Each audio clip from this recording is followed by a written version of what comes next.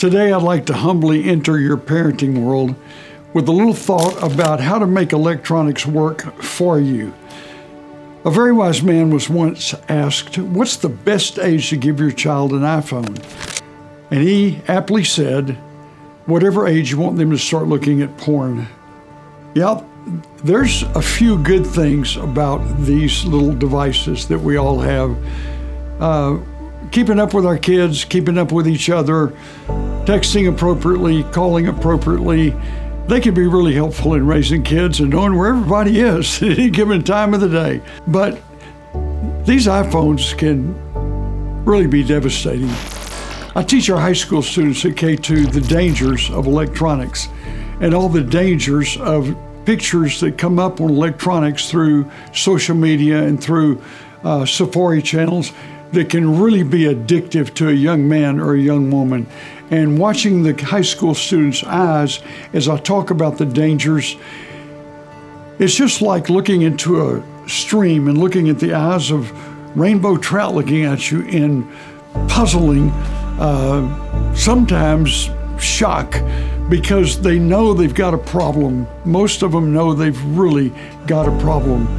But the way to make these things work for you in your home, first of all, is to be extremely discerning about when to put one of these in a young person's hands. They have a phone that looks like this, acts like this, talks like this, speaks like this. It's called a burner, B-U-R-N-E-R.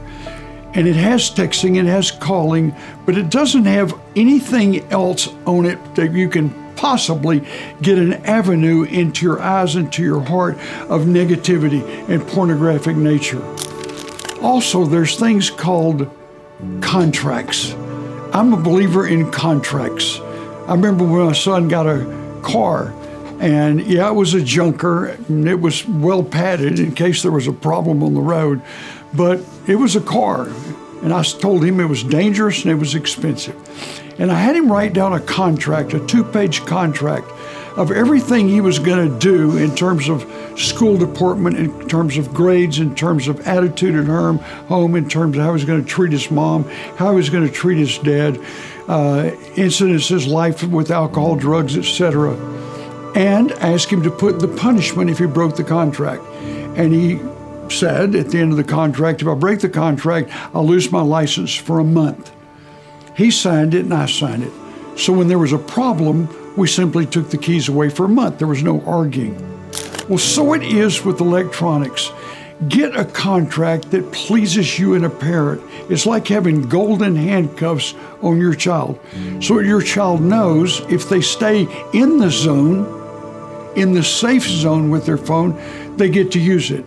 But if they get outside of the zone with anything you don't want to happen on this phone, and by the way, parents, be privy to everything that goes on your child's iPhone. Also, there's a website called Covenant Eyes. It's a browser so you can find school research work and other appropriate uses of a search engine, but it doesn't have any access to anything negative. And you get a monthly report of everything your child is watching and looking at, and they get a monthly report of what you're looking at. The last thing I'll say about these electronic devices is have a drawer in the kitchen. And when the children come home at night and they're safe and sound and you've had dinner, unless you want to have a short electronic period after supper, everybody's phone goes in the drawer.